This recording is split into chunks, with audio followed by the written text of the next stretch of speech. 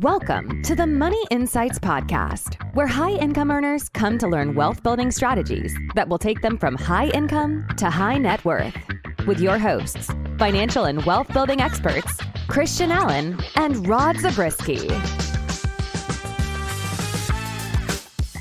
Welcome into today's episode of the Money Insights Podcast, where we talk all things money and business. I'm your host. With me, as always, on the other line, the man, the myth, the legend, also known as Rod the Pod Zabriskie. What's going on, my friend? Hey, glad to be here. And so just my little kind of tidbit for today. Tell me. I don't usually stay consistent with a lot of things, but I'm just feeling like I've done this once. So this week is my 25th wedding anniversary. And I just feel like, holy smokes! I don't even feel like I could have done anything at all Clap for 25 years. But anyway, congratulations. Yeah. Okay, but while you say that, you were saying I don't usually stay consistent with that many things, and I was thinking you're like the epitome of consistency, Rod. That's like you get up in the morning, you just like roll throughout your day, you do the next thing in front of you. You're like ultra consistent. So and maybe you're gonna have to clarify what you mean here. Well, that's probably part of the issue is I just kind of take things as they come. And so, but also, just career wise, we've kind of shared our history in previous podcasts, and I've been doing this for 13 years now, which is great. That's pretty consistent. And that's pretty Rod. consistent, but it's not 25 yet. It's not 25. You're right. So congratulations. That's amazing. You guys are an amazing couple and family. So congrats, man. Good for you. Thank you. And it's on Valentine's Day, right? I wasn't going to bring that up because it's just so cheesy. What were you thinking on that? Well, was that her idea, I hope? It was practicality. So here's what happened. Okay. And people are going to hear that, going to be like, really, Valentine's Day, you got married? And that was just the practical thing to do. But here's what happened. We got married while I was going to college, and we got engaged in November. And I know this is going to sound like kind of strange to a lot of people around the country, but around here, people don't tend to wait a long time, be engaged for a long time. And so that's true. Waiting for the end of the semester, which would have been, basically the end of April or early May, 6 months later, just felt like a long time. And so we're like, you know what? Let's find a time, middle of the semester, we can do this. And so we picked the President's Day weekend. It was going to be a long weekend, and we got married on that Friday, which just so happened to be Valentine's Day. So well, the good news is it's really hard to forget. Oh, it's brilliant. Your anniversary. If you're not married now and you're going to be picking a date, pick something that gets advertised. Like, I know my anniversary is coming from December 26th on. Right? I don't have to worry about, trying to remember it. It's coming on. Yeah, you're right. That is nice. That's nice. Okay, well, maybe it was practical in more ways than one. How about that? Yeah, turns out, yeah. Okay, Rod, so today we're going to talk about how to maximize the investment optimizer.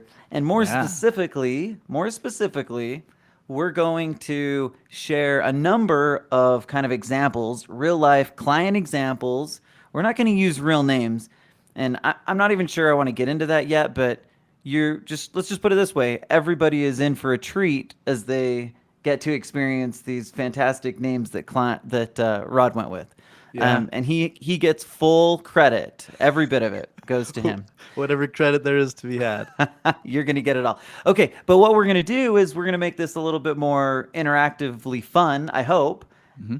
And the way we're going to do that is by talking about real people, real examples, things that people are doing, and ways that they're maximizing their policy. So in other words, and maybe I'll back up just a little bit. So if you don't know what the investment optimizer is, then you probably want to go check out episode 5, I think it is. That's our deep dive. And you can go onto the website, and we have videos on it over there too. But the basis of it is that we're using high cash value life insurance to generate a return.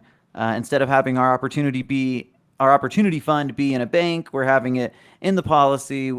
We can do some cool things with it. It has tax benefits. We can earn a return in two places at the same time. So some unique features and benefits that make it kind of a no-brainer, right? But and so it's one of our kind of core strategies. It's how we set up the baseline for alternative investing.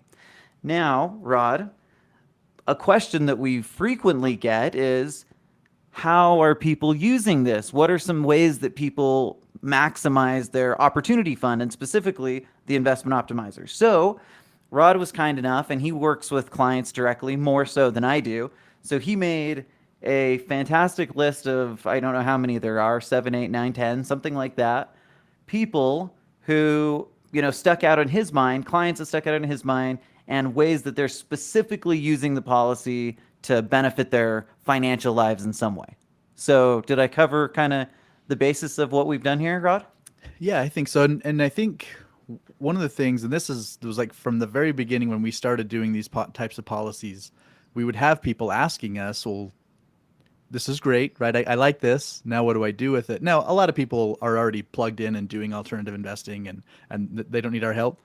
But there have always been, but even people who are investing, they have different things they're doing, are genuinely interested in knowing what other people are doing and how they're using their policies to go out and invest. So we thought it'd be fun to kind of walk through some specific examples.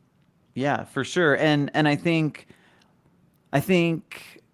successful people like to know what other successful people are doing so they can all become more successful together. Yeah. And the idea here is to kind of spark ideas, get some invigoration around the policies and say, okay, if you've got cash sitting in there, there's likely a lot of things that you can do with it. Even if you have maybe some concern about the real estate market, right? There's a variety of ways that you can be using the policy.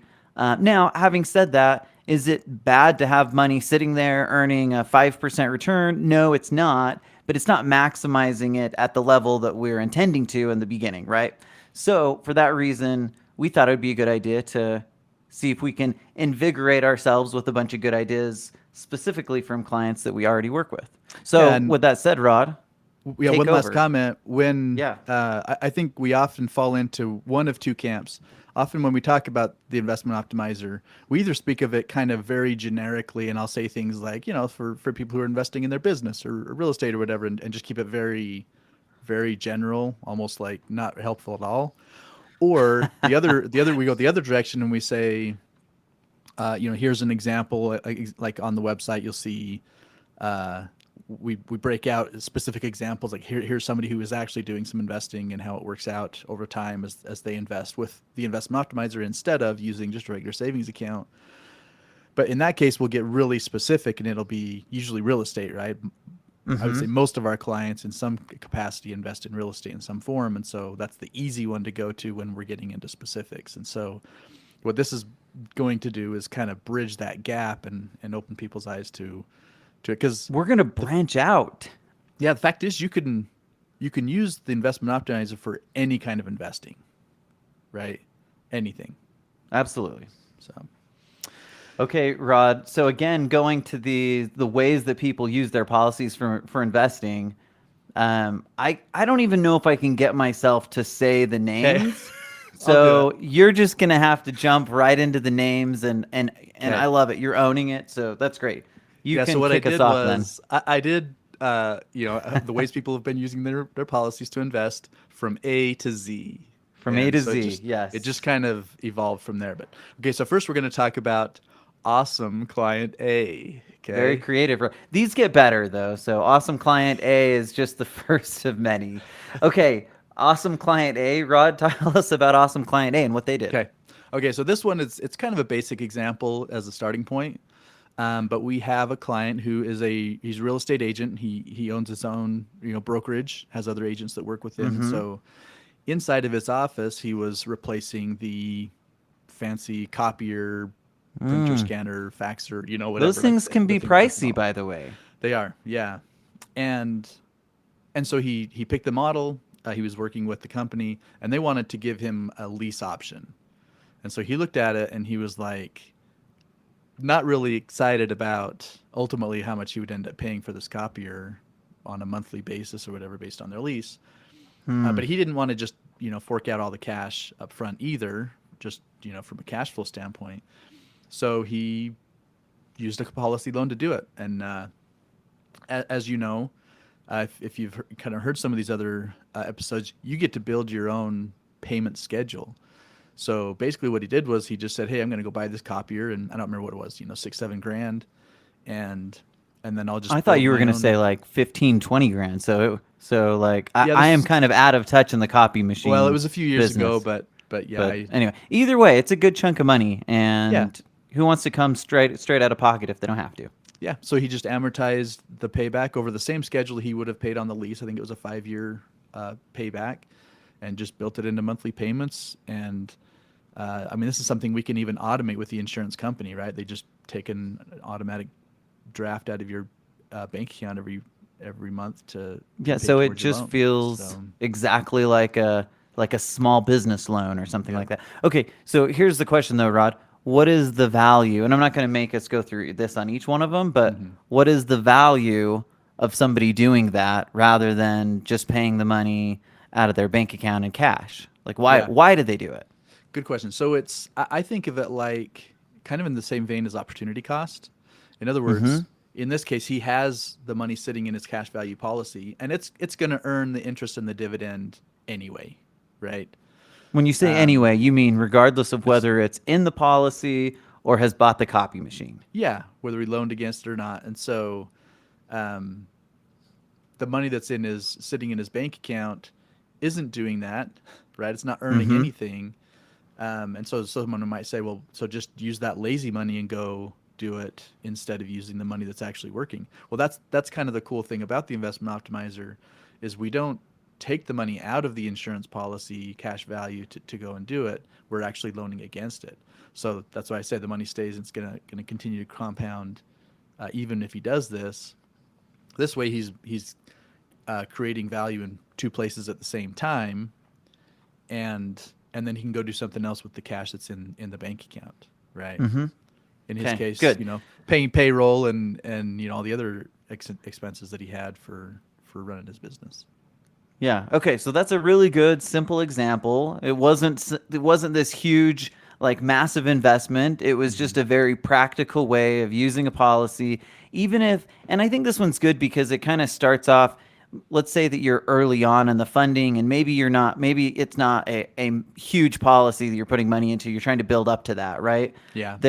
We don't necessarily have to, well, let's put it this way. We don't want to get in the habit of doing the same thing that we would do in the bank account where we just say, hey, it's just going to sit here. We're not going to do anything with it until it builds up and builds up. And then eventually we can do it. Like the idea here is that we can use velocity to empower our money to do more for us. And so by using it for opportunities like this, we create value in two places and therefore build our net worth more quickly just by doing the same thing that we would be doing anyway, but maybe in a slightly different way.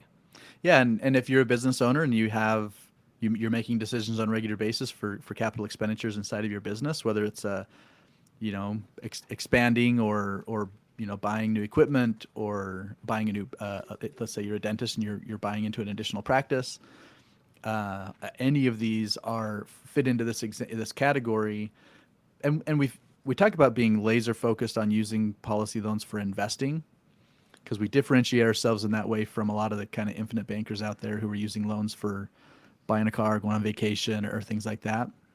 So someone might say, well, kind of the copier feels an awful lot like, going out and buying the car. And yet, again, it's inside of the business setting. He's making a business decision to buy it because it makes his business more profitable to have it than it would to not have it, right? Yeah, that's a good distinction. So again, let's use a different example, right? Let's say it was, buying into another practice or something, right? There's an upfront cost to that, and you have to come up with the cash to make that happen. And so using a policy loan to do that is brilliant. You're going to be generating cash flow in the form of profit. And so that's what you use to funnel back in, pay down the loan, replenish the opportunity fund like we talk about. And so it all kind of fits in that same category. Okay, so you just said it would be brilliant. And speaking of brilliance, Rod, I think that moves us into our second client. Do you want to introduce them as well? Okay, brilliant client B. Brilliant client B. Okay, brilliant client B is like everybody we work with. No, that, I mean yeah. that's not completely true, but there is a large group of people that we work with that are in this camp. So talk about it. Yeah, it's multifamily syndications. So again, like you say, most people listening to this are probably like, okay, yeah, that's me, Yep. because a lot of our listeners are doing this, and there are a lot of different ways that they may build syndications. So let's actually talk about a few different examples with this. So the first one is the easy one where they are generating some immediate cash flow off of the syndication. So I take, whatever, $100,000 loan against my policy. I go and invest that in with this multifamily syndication, and it starts kicking off a 5% cash flow or a 10% cash flow, right? Again, they don't all do this, but this is an example where they do. Yeah. So I'm using that to cover my interest. So we make a big deal in our whole conversation around the investment optimizer that it's very important to pay the interest on your loan, keep that from compounding on you, because we create this really cool arbitrage between paying simple interest on the loan versus earning compounding interest inside of our policy, the cash value that's sitting there acting as collateral for the loan. And so if I can generate at least enough to cover that, enough in cash flow to cover that interest on the loan, then I'm doing that, right? Mm-hmm. And then what often happens on these is that after 3 to 5 years of kind of a value add type of approach, they will go out and refi the property, in which case they return the capital of the investors. You still maintain your ownership in the property and therefore the cash flow that comes from that. But you got your original capital back, and now you're ready to go deploy that somewhere else. Well, for the moment, you use it to go and pay down your loan to, again, replenish the opportunity fund to start being on the prowl for the next opportunity. So whether it's a month later, a year later, you're ready to go and take another loan and go and invest again. And this has been brilliant, to be perfectly honest with you. People using, well, I mean, real estate in general has been on fire for more than a decade, right? Yeah.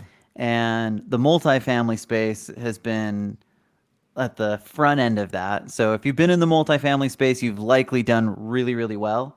But doing it in conjunction with the policy takes it to another level. Yeah. And we get into those numbers, like on the website, talk about like, okay, if we do XYZ for this many years and we use it in the policy versus using the bank, like it just makes this huge difference. It ends up being a no-brainer, regardless of what you're doing. Syndications is a really easy one. So if you're one of those people that's got a policy and you're stuffing cash into it and you're trying to figure out what could I do with it, there's certainly some really high quality syndication opportunities that you could look for. And often what happens is the reason why people pick syndications is because they don't want to become the landlord. Yeah, it's passive. Right? They don't want to take that on for a lot of reasons, but a lot of them they're just really busy making cool things happen in their business or employment, and they don't want to take the time away from family or other things to be out being the landlord.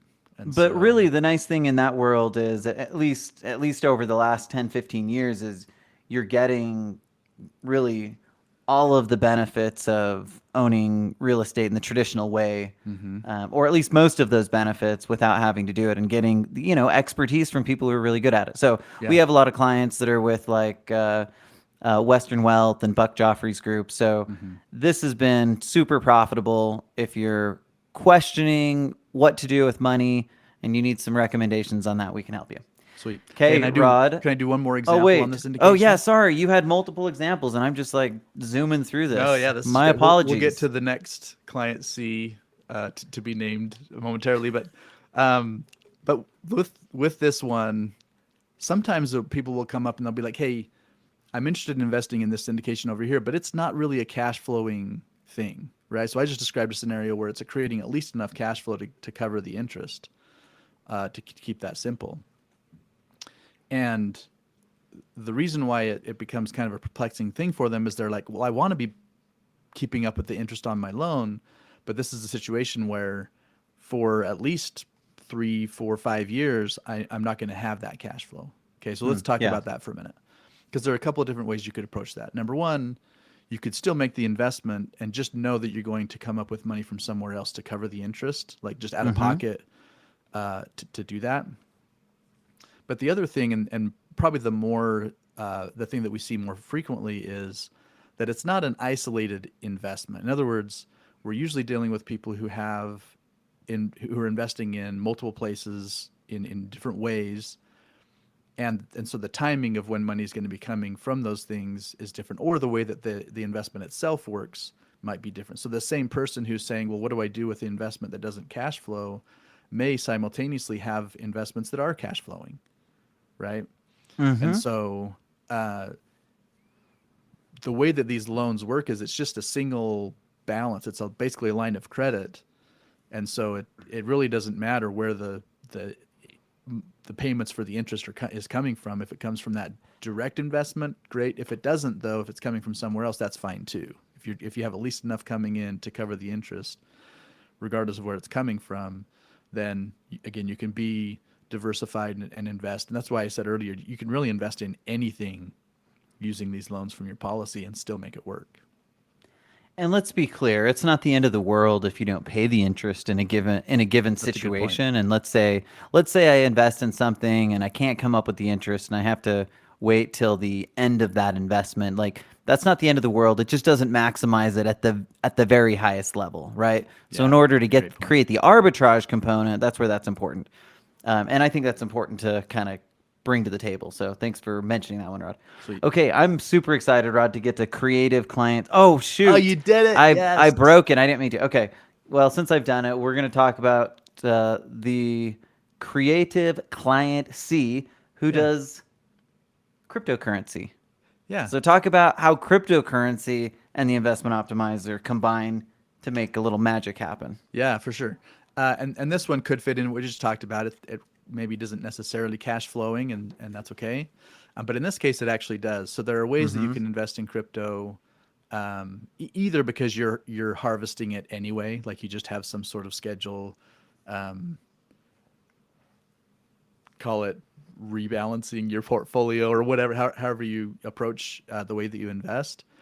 But there are also other ways that people invest in crypto that actually do create some cash flow coming off of them. And so in this case, that's exactly what he was doing already anyway.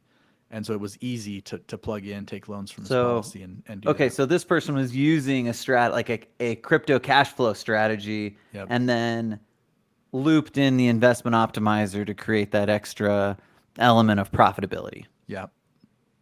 Pretty sweet. Okay, I like it.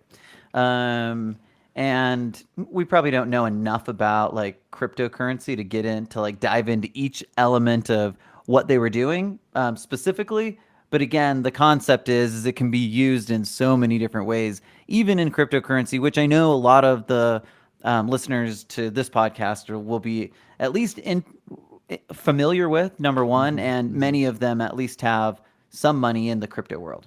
Yeah. Okay, Rod, I'm not going to make the same mistake I did with Creative Client C, so introduce us to the next client. Yeah, the next one is Dazzling Client D. Dazzling. How do you think Dazzling Client D would feel when you tell them that you feel like they're dazzling? I think they would be just over the moon. Yeah, they just think that's the coolest thing that anyone's ever said about them.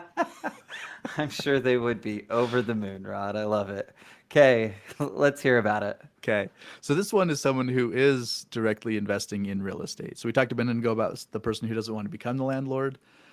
We talk with other people who, for example, look at syndications and they're like, I see the draw, but I want to be in control. I got to own that thing. Yeah. I got to decide how long I want to own it, right? Yeah, and be in more control, be able to push the buttons and pull the levers to make things happen. And they just feel like they can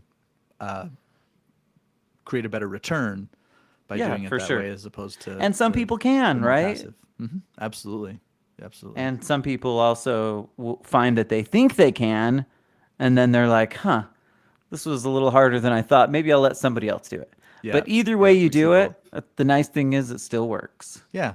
And typically what they're doing in this case is the policy loan that they use against their whole life policy is what they're using for the down payment, and they'll still go out and get traditional lending for the bulk of the purchase. And that's So far and away the best way to do it, right? absolutely. So when we're doing these examples, we're not suggesting to put all the leverage on the policy. We're saying put the down payment that you would have had to come up in cash. Like we wouldn't take the money out of our bank account and fund the entirety of a project, most likely, right? We know the value of leverage.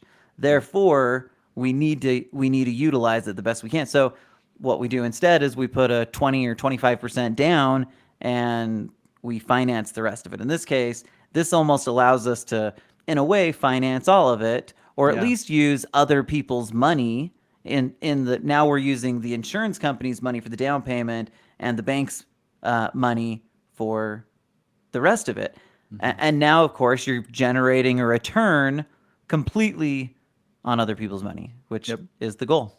Yeah, and then the cash flow part of that that's coming back to you, you just flow back into the policy, and in a lot of cases it gets to be to a place where it's consistent enough that again you can just automate it, that whatever net cash value that you're taking off of that on a monthly basis after all expenses, including the mortgage, including everything else, right? The ongoing things that you have to take care of, you just flow all of that back in paying down that policy loan, rejuvenating the opportunity fund, and then going out and doing it again.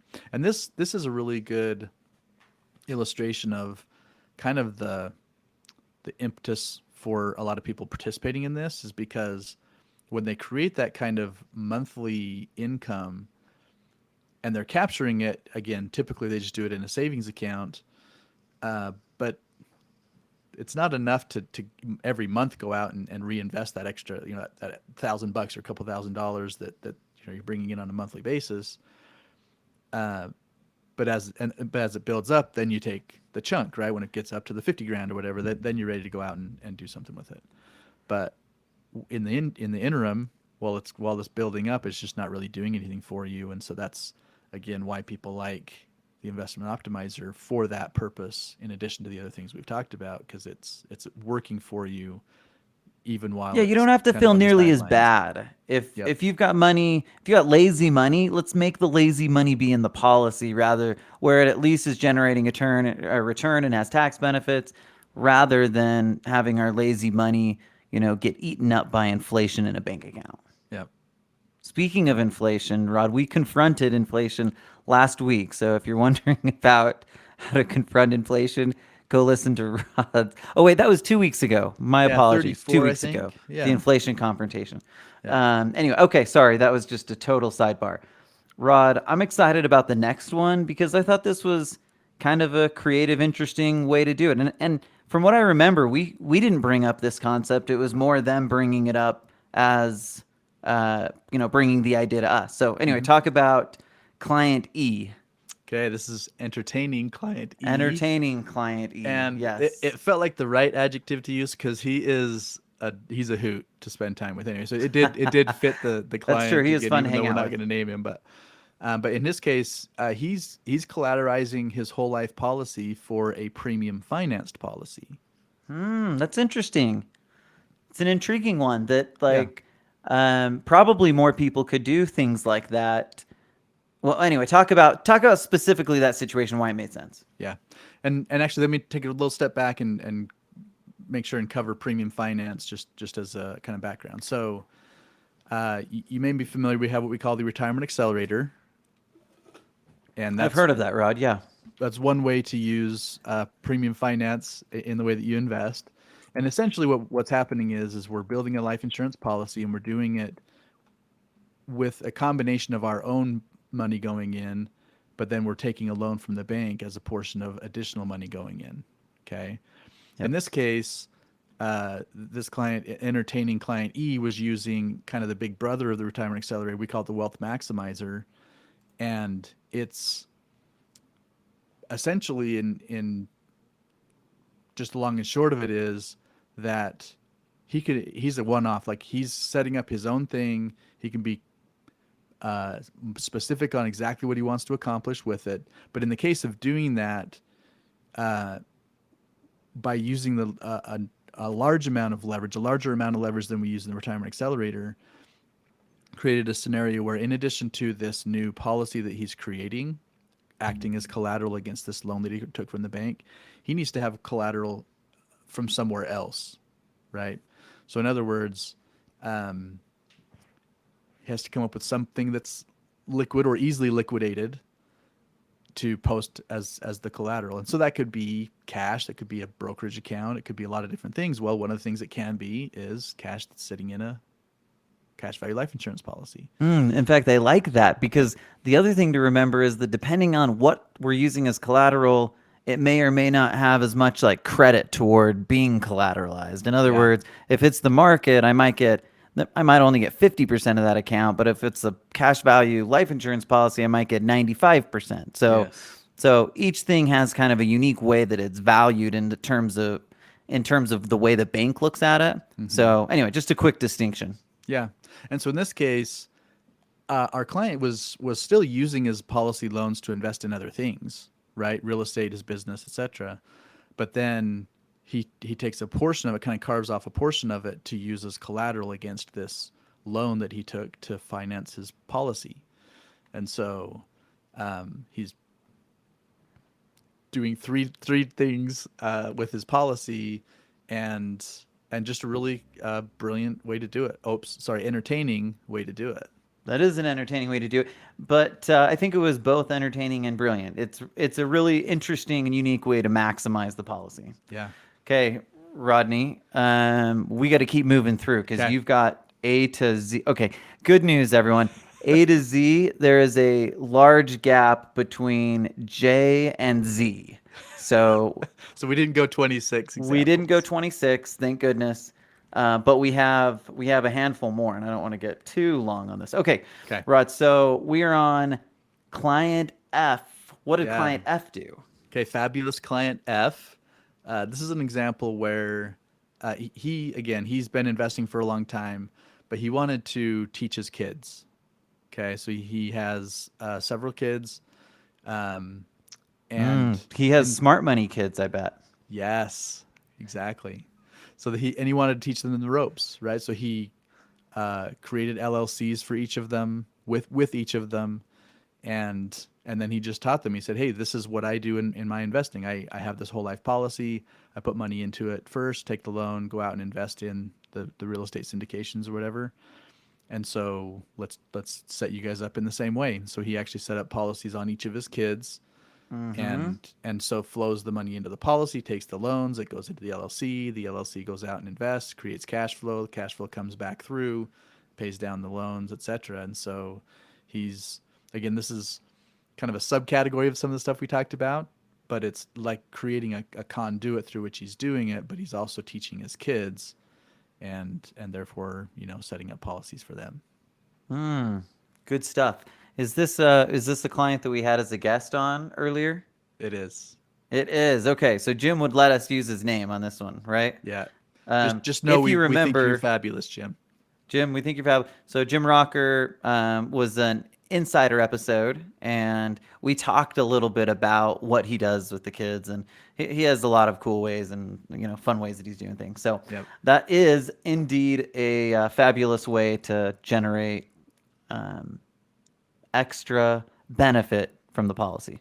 Okay, Rod, let's go into, I'm just going for it. This one is gifted client G. Yes. I'm starting to feel like I just need to lean into it. You've worn me down. I like it. Gifted client G. So, Rod, you get to talk about the fishing boat, but if it's okay, I want to talk about the pedal boat afterward. Okay.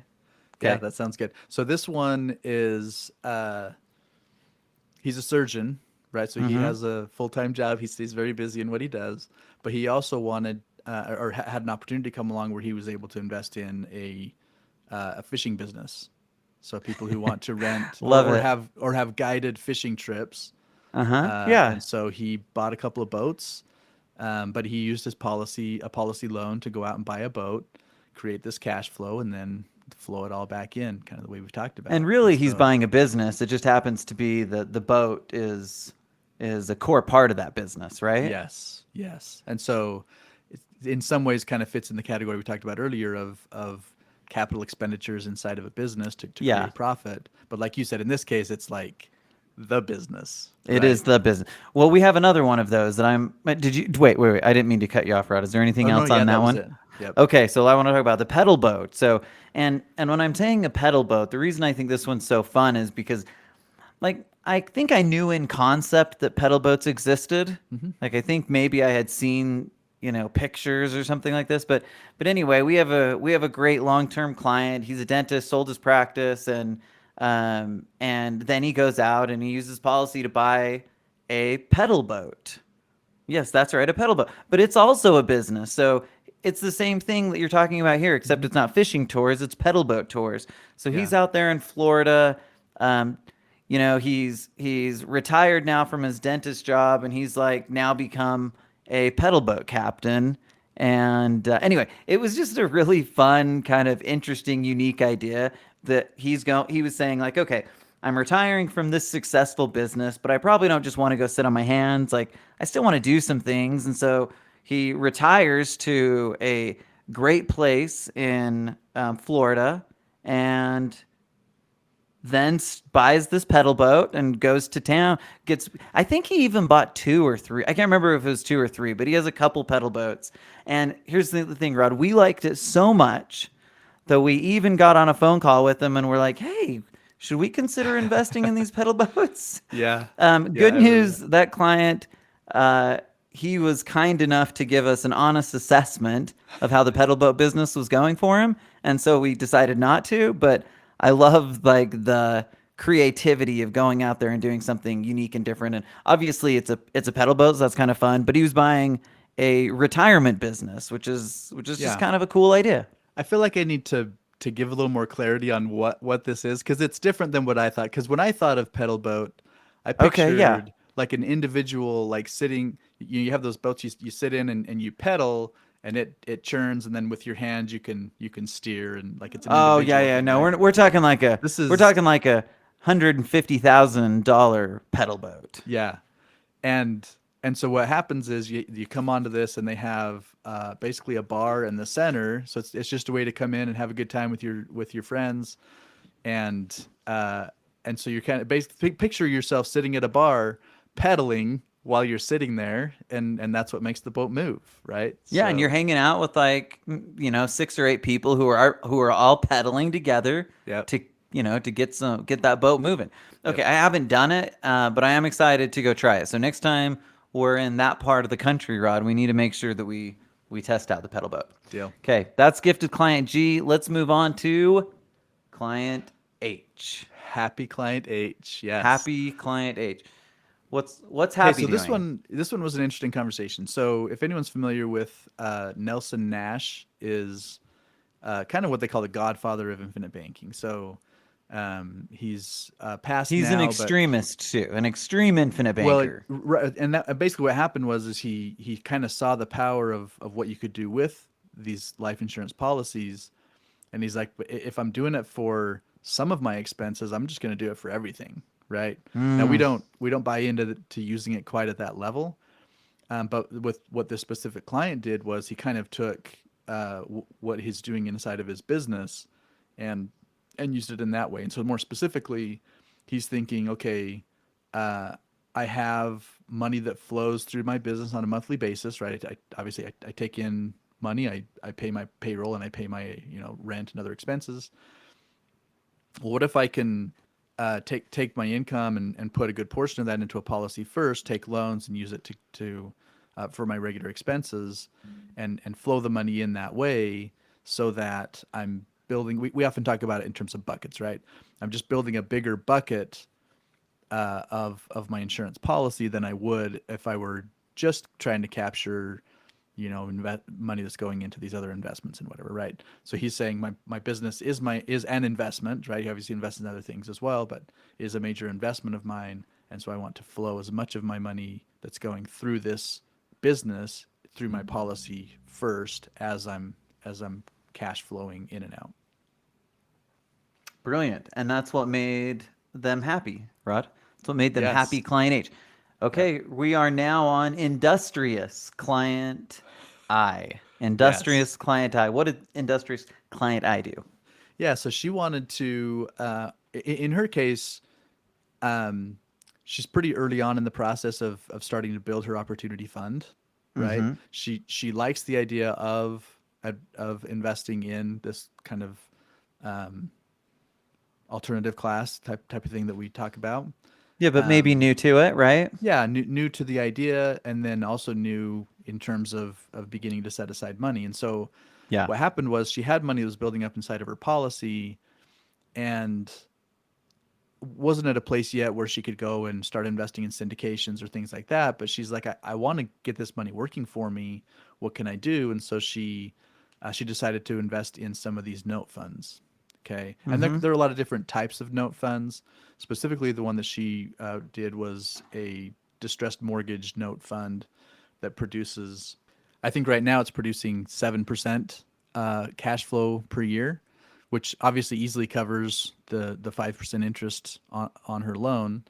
And so she's thinking, I'll just get started at a level that I can do, right? So I'll take a chunk, a loan against my policy, go and invest in these note funds, take the 7% income that I'm receiving, flow that back into the policy, and kind of work on that loan. But then, and simultaneously, she's continuing to fund her policy, right? Like she was already previously.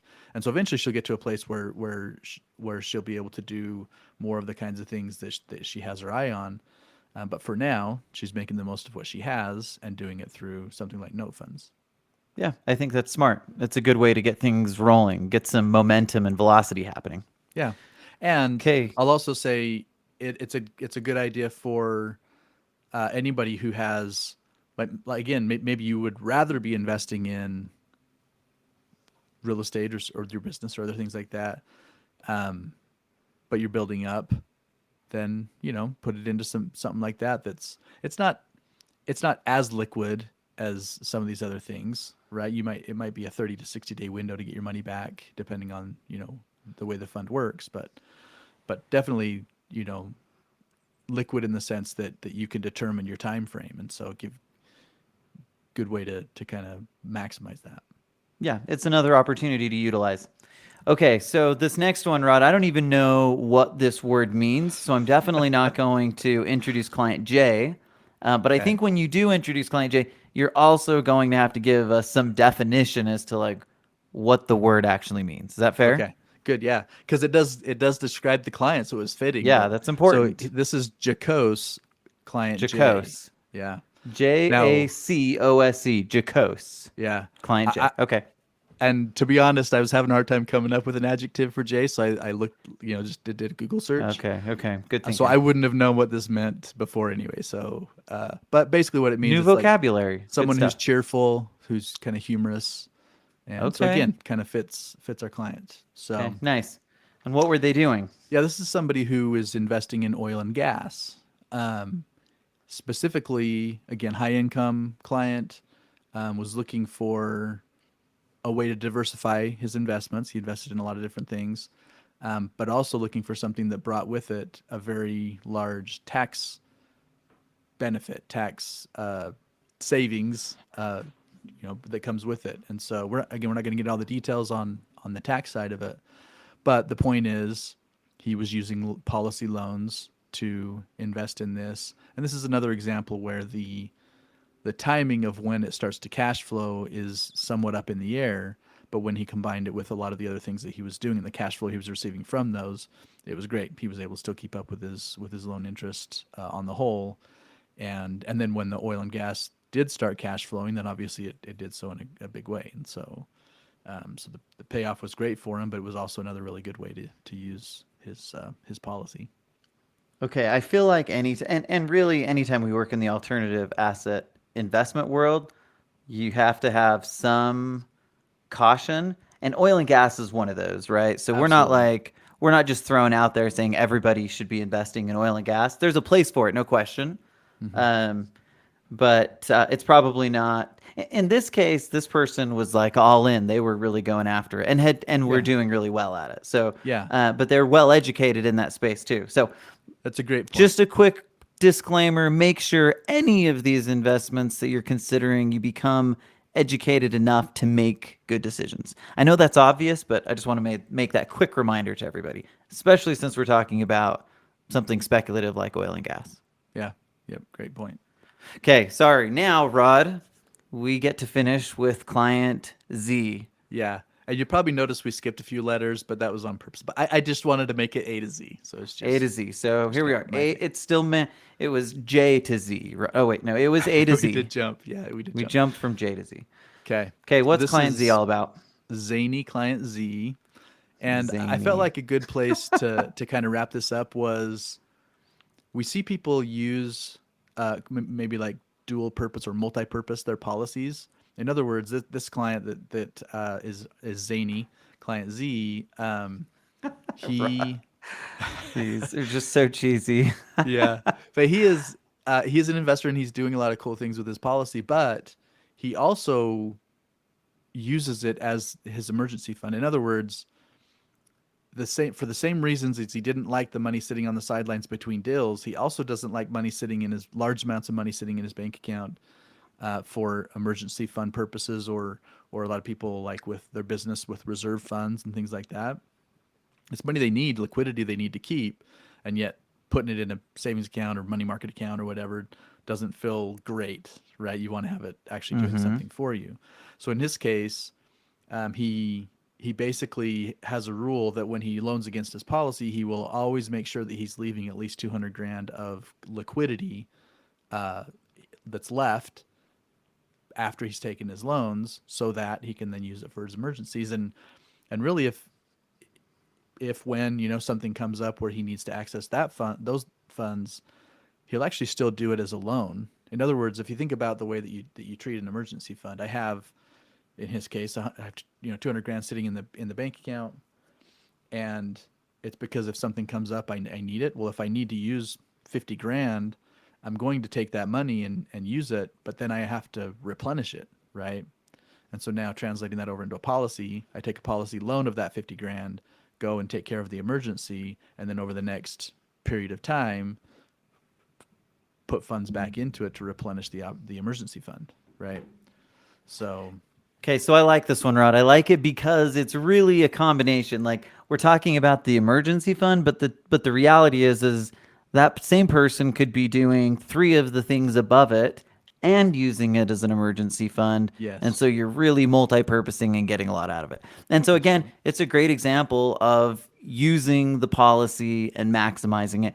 It's also, I think, a good example as to why we use this as like the baseline or our starting point, right? So we talk so much about the concept of the investment optimizer because if we're alternative asset investors, like, it's just a no-brainer. It ends up being a simple way to add that additional layer of profitability to the things that we already do. So I love it, Rod. This is a really good list, and I hope it gives people ideas and gets people thinking about ways that they can use their policies. We have a lot of clients with a lot of money a lot of cash in their policies, and I think most of them are really good at utilizing them and maximizing them. But I think there's some people that even still struggle to know what to do and when to do it, and are trying to come up with those ideas. So our hope for this episode is that it sparks some ideas and can get people thinking. And again, we can take these things to the next level, use the policy in its purest form. Now, I will say this, Rod. We are going to do an episode probably next or in the next couple of weeks on how to utilize the cash value line of credit. And we already talked about the cash value line of credit in that episode that we called iBlock with Brenda Newton. Yep. Anyway, it was Brenda Newton. I can't remember the name, but it was the iBlock was the concept. And we were specifically talking about kind of what it is. But in the next episode, we're going to talk about what it does to the plan as a whole. In other words, the reason that we use it, we're going to talk about how it's going to amplify and take things to the next level. In fact, Rod and I were planning initially to do it on this episode, but we decided probably needs to be its own. So, Rod, we're at almost an hour. I think it's probably time to wrap this thing up. Is there anything else you wanted to add to your list, or can we call it a day? Yeah, I think that's it. We got A to Z. A to Z. Nice work, my friend. Okay, that's how to maximize the investment optimizer. Thanks, everybody, for joining us today, and we hope to see you next week on the Money Insights Podcast.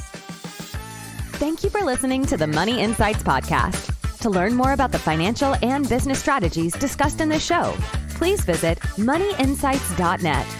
The views and opinions expressed on the Money Insights Podcast are not intended to be individual financial, tax, or legal advice. Always consult with the appropriate advisor before making financial decisions. And if you're enjoying the show, please feel free to rate, subscribe, and leave a review wherever you listen to your podcasts. This will help others find the show and learn wealth building strategies for themselves. Thanks again for tuning in, and we'll catch you in the next episode.